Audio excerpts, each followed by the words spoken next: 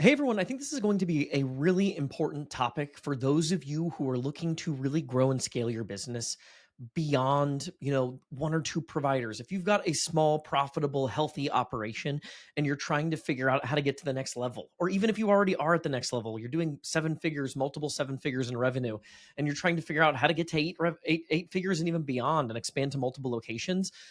I think the keys to your success in part come by producing and creating loyalty to the practice, not just the provider. And that's what we're going to talk about today. How to build loyalty to the practice, not just the provider, creating scalable trust and consistency in your med spa. So, why does this matter? First of all, because scaling is going to require brand trust. This came up in my conversation with Ben Hernandez on our podcast. And he talked about how important this is in private equity and mergers and acquisitions. And when people are going to purchase a med spa, if you're going to sell your business at some point, one of the things they look for is, can you lose a provider and it not cause a major disruption in the business? You can just plug somebody else into that role. You have a training process to bring someone new in, quickly get them up to speed and serve the patients and serve them at a high consistent rate. So it's going to require brand trust to scale, not just provider loyalty. And losing one provider shouldn't cause panic. So consistency is going to create peace of mind for owners and clients alike. If you want, even if you're not going to sell your business, you just want to sleep easier at night. I'm sure like one of the things that's going to stress you out most as a provider, if you're managing other providers, an owner managing other providers, is the thought of one of them leaving. And how can we create consistency and peace of mind for not only our clients, but ourselves as business owners? So here's a couple of the problems with provider-centric loyalty. Clients by nature are going to follow, left to their own devices, people will follow people, not your practice. I say the shell that is your practice. Every provider change risks client attrition. And without stability, you have no scalability. So what you're really selling is consistency, not just the product, Botox or facials. You're selling trust at the end of the day. Clients want to feel that they'll get the same result no matter who they see. And that is the challenge we're trying to overcome with some of the tips we're going to go into today's video. How do we give people the same result, the same feelings, and the same experience no matter who they see? Your brand promise needs to deliver that consistency, not just the provider. So let's use the Chick-fil-A analogy real quick. I use this one all the time. I can go to a Chick-fil-A in West Palm Beach, Florida, and in Cleveland, Ohio, and I'm going to have a very consistent experience. Why is that? Down to the terminology people use when they say, thank you for visiting our store. That's because they have systems, SOPs, and standardized culture and training so that they can launch a new location. And I think most places are trying to do this. Chick-fil-A just does it exceptionally well. And how good those systems, SOPs, culture, and training procedures are is going to determine how scalable your business is. So med spas ideally should operate the same way. So what can we do to create some practice-oriented loyalty and not simply rely on provider loyalty? Because we don't want our providers just operating as kind of sole proprietors within our business who have their own systems, their own thought process, their own protocol, their own way of greeting clients, because that creates inconsistency. And that's going to ensure, it's going to pretty much guarantee that people are going to be loyal to the provider and not the practice. So how do we have confidence that if people call in and Amy's, I think Ben, he used this example in our podcast, but if somebody calls in and Amy is who they usually see and Amy's not available, but Rachel is, we want that to not be a problem and someone to easily go, oh, great, sounds good. I will go see Rachel. I don't even know who Rachel is, and I know I want to go see Rachel because I trust this practice to have good SOPs, good protocols, consistent treatment, quality recruitment, training, so that I know I'm going to get a consistent experience every time. So one of the things I credit in my world here, I credit Stephen and Renata Roddy, who are our clients and our friends. They're up in the Boston area. They host Modern Beauty Con, which is a great conference. If you've never been, we've been the last couple of years. Awesome to be a part of that conference. But they do a really good job of defining a signature protocol with how they treat, and they give this a name. So by having a standard treatment protocol, we can ensure that we're creating a layer of consistency across all of our providers and not relying on them to all be doing their own thing. So come up with a signature protocol and give it a name that guides the way that you treat all of your clients. That makes your experience feel proprietary and repeatable two amazing things. If we can make something feel proprietary and ensure repeatability, that leads to scalability.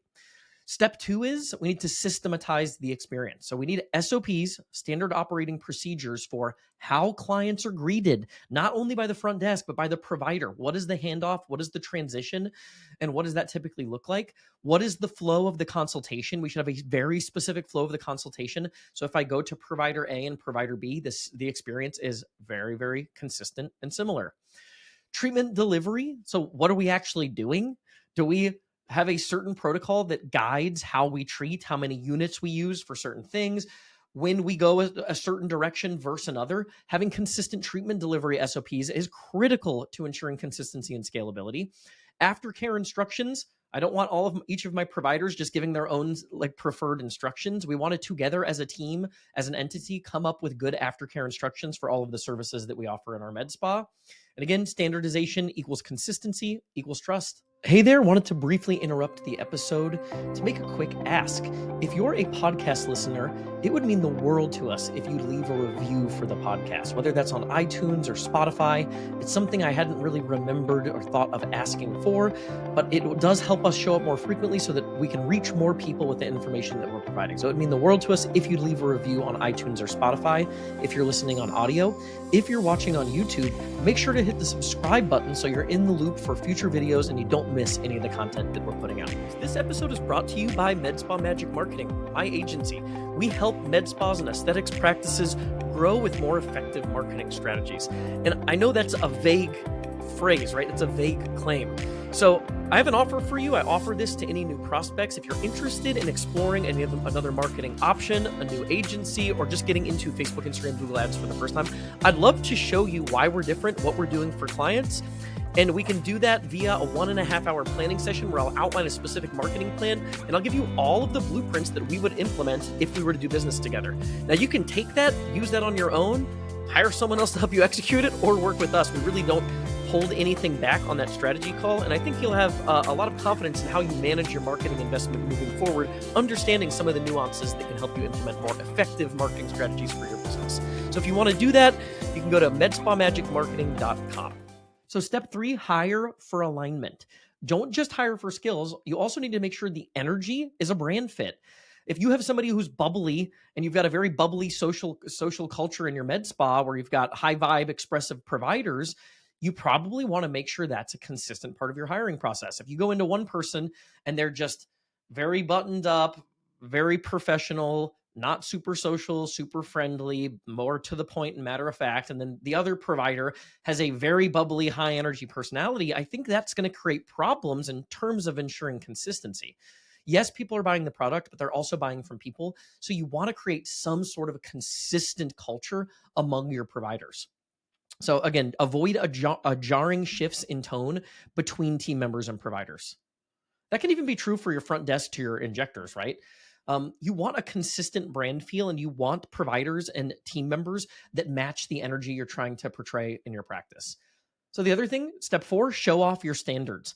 Publicly communicate your training and vetting process. So if we do go through some sort of a standard protocol for how we find and train our people, let's not make people wonder if that's the case. Let's actually explain that that's what we do to instill that confidence at a deep level. So you can do this on social media, on your website for sure, in your pre-appointment instructions, in your aftercare instructions. You could be priming that person to be comfortable switching providers at any point in every element of your communication touch points.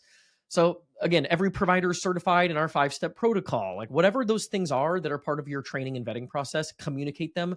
That's going to build trust before the appointment, after the appointment, and throughout your organization. Step 5, create internal brand alignment. Use onboarding systems, scripts, role play, and shadowing to ensure that you have brand alignment among providers so that, again, the experience in terms of the treatment and the communication tone and cadence is consistent from provider to provider. Everyone should deliver on the brand, not just the service, and build in soft skill training alongside technical training in terms of how to get your people up to speed with treating your clients the way that you want them to be treated. Step 6, market the practice, not just the provider. So again, we need to communicate this. Let's market this specifically. So what might that mean? Spotlight the protocol that you've developed and the results, not just the personalities in your marketing communications. Clients hopefully are saying things like, I love this place, not I love Rachel in reviews. You want to see people actually showing some affection and affinity for the actual business and brand, not just the provider. That's not, you're not going to fully escape that. We're just trying to shift more of the brand building burden on the practice to create some additional scalability opportunities. Again, make the brand the hero at all possible points in your marketing communication. Step 7, this is our final step, train for consistent client feeling. Tone, language, and emotional IQ, as we talked about, clients should feel just as seen, heard, and cared for every time by every provider. So if you've got a rock star provider who develops deep relationships with their patients because they're really good at asking certain questions, they have certain appointment times, whatever that is, whatever that blueprint is, you want to figure out how to replicate that among all of the other providers. So clients should feel seen, heard, and cared for by every provider every time. So again, it's not just the clinical results, emotional consistency matters too. One final bonus, you can leverage technology for consistency. So make sure you're using your EMR and any additional CRMs like High Level or whatever you might be using on the marketing side to ensure you have smooth handoffs between providers and different parts of your business communication. Include notes, preferences, and goals of each person tracked and shared. So how nice is that? If somebody comes in and they've got a specific treatment plan under your protocol that they're aligned with in terms of treatment, then a new provider comes in and they're able to take that plan and execute on the game plan without having to rewrite the playbook every single time. Absolutely critical. Make sure the clients feel remembered across providers. So hopefully that was helpful in terms of some specific tips and pointers on how you can produce loyalty for your practice, not just for your providers. If you want help implementing some of these things or help with digital marketing for your practice, you can visit our website, medspamagicmarketing.com, and schedule a free strategy session with me. We have so many free resources, as you've seen if you've paid attention to our YouTube channel and podcast, already available. But if you're interested in having somebody handle this for you, you're already working with a marketing provider, and you want to level up your results, you can schedule that call with me at medspamagicmarketing.com. Thank you, and we'll see you on the next one.